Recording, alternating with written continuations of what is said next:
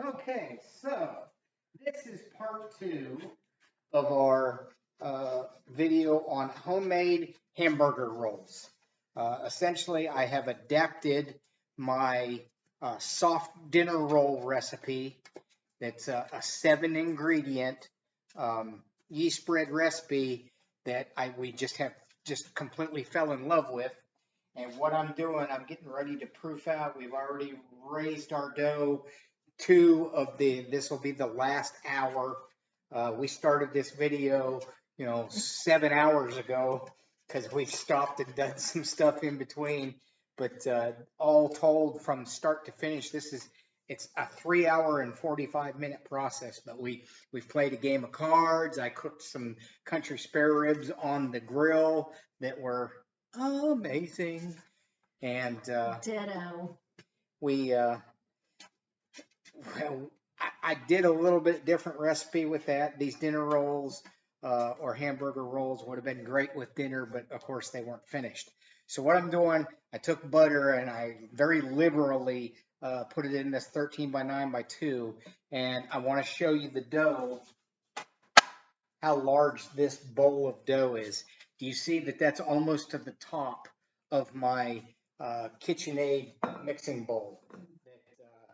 And the other one that we did, because remember we were doing a double recipe. This is a 2-part deal, and this is where I'm going to put onto a floured surface.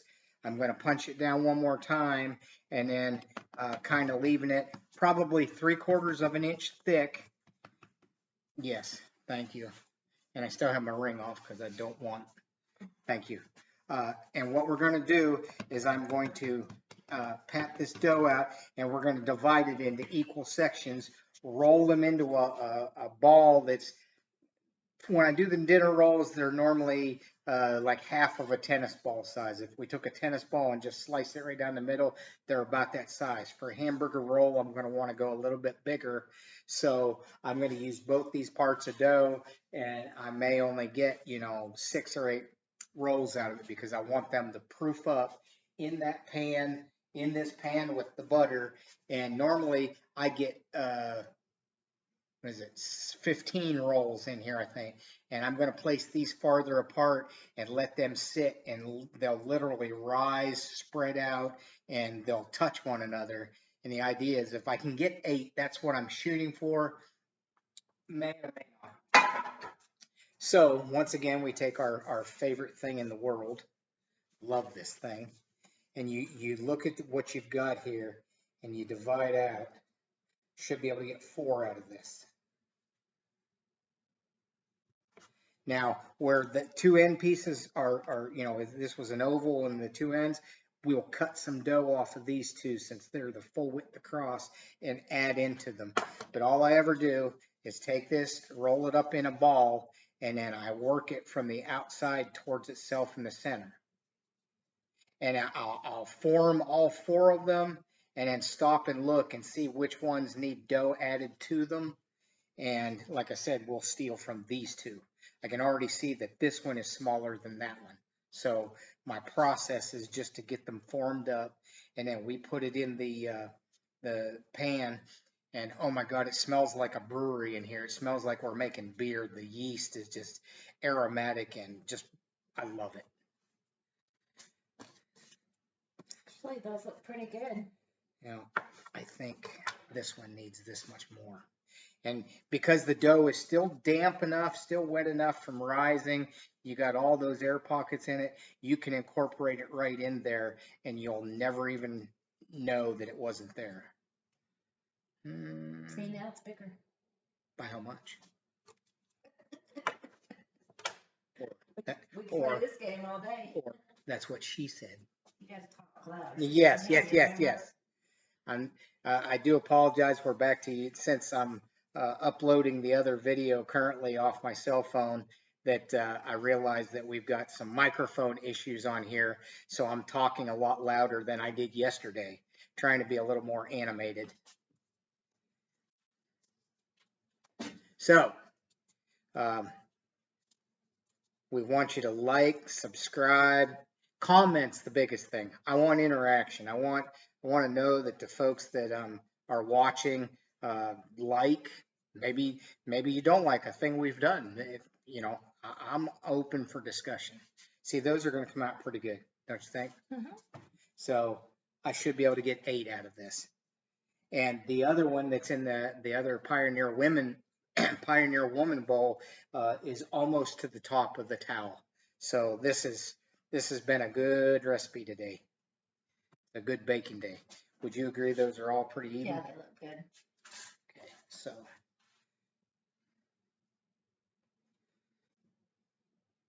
okay, maybe we'll only get 6 in here.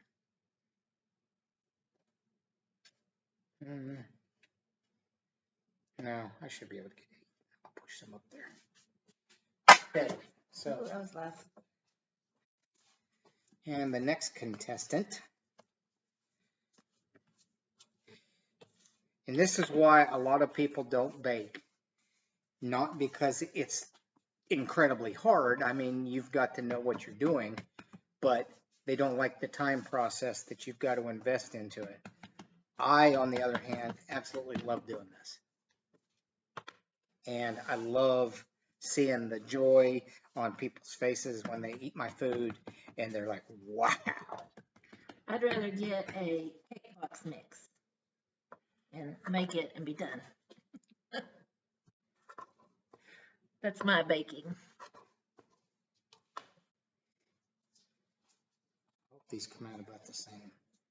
Because that, once again, when you're baking, size is important. That if you put one considerably smaller in your pan, it's going to bake faster than the others. So we're aiming for as close to the same size as possible to speed up the baking process and actually come out with a really good product. Now, those two are about the same, but these are going to be gigantic. So I'm going to cut about that much off each one. Okay, so I can't roll. Well, there you go. That's a good You know person what to you should sound try like. next? What's that? Making everything bagels. We've got the seasoning. I know, I that'd bet be I good. could make some. I bet I could make some everything bagel hamburger rolls that would Oh, that'd be good make a too. dang good sandwich with our sweet pickles and cucumbers. Yeah. Oh, what a sandwich! I won't eat a everything bagel like. Let me start that over. I don't eat everything bagels like most people do with the cinnamon or ones like that. They're hearty to me. They've got to be a breakfast sandwich, a lunch sandwich, something like that. That I have seen some people that You have don't like taken the everything sweet bagel. No, I can see some folks have taken an everything bagel and put jam or jelly on it. It's Oh, just no. no. I can't do that. It's got to be a hearty sandwich. Your bowl looks like it's fixing to fall on the floor. No, it's about halfway. Is it moving all on its own? Thank you. So these are formed up pretty well. The baking process is quite simple on this deal. 25 to 30 minutes. And I'm going to say a good rule of thumb is to set your timer for a little over 20 minutes. Okay, how long do you let them rise before you Oh, put them out? another full hour. Okay. So, And then do you put anything on top of them before you bake them? well, not before I bake them. Well, I guess I probably could, couldn't I? Normally, I bake them about 20 to 22 minutes, pull them out, rub butter all over the top, put them back in the oven for the additional time, because not always will they take the full cooking time. Now, these are pretty good sized. We may end up baking them all, like 30 minutes. So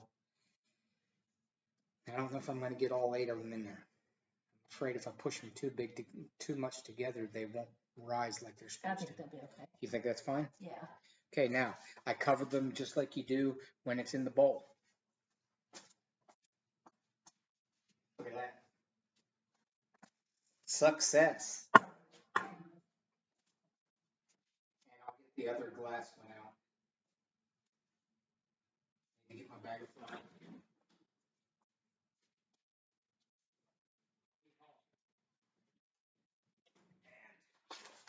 He's for rent if anybody wants him to come bake. And Uh, Same process all over again, so I won't bore you with that. Give me just a little bit here, and I'll get these formed up if you want to pause that.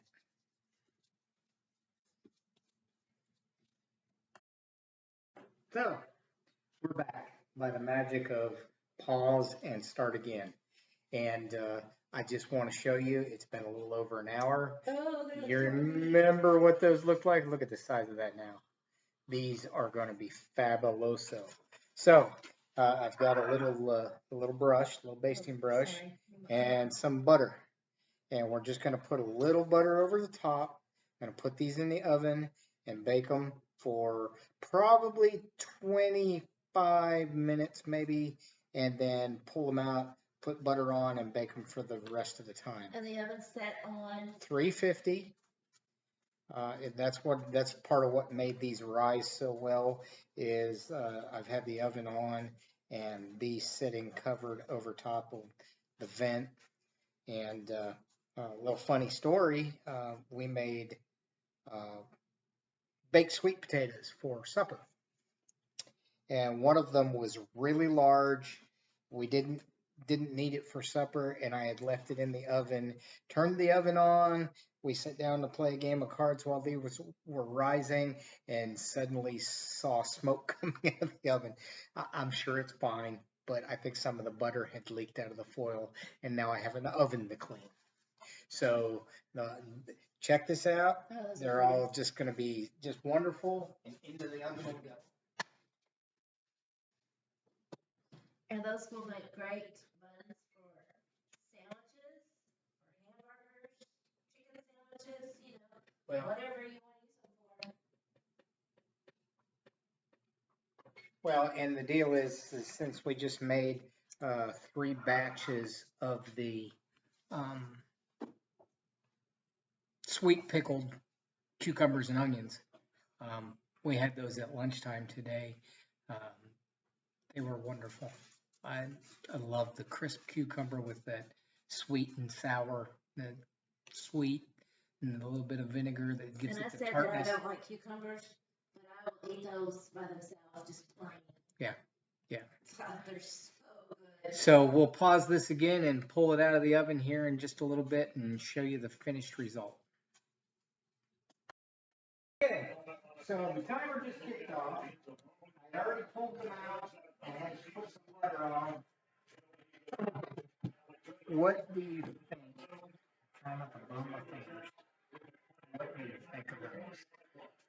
I'm quite pleased with the outcome. So, yes, it took a little bit of time, but we've done all kinds of things. It's not like we've been sitting tapping our fingers trying to figure out when they're done. Thanks for watching. Please like, comment, subscribe, and share the videos. We're trying to build this. It's something that we desire to share our love of cooking. And if I can give anybody tips, I've learned some shortcuts over the years, and my love of baking and cooking in general, I hope it shows. I hope it comes across in the video. Thanks for watching.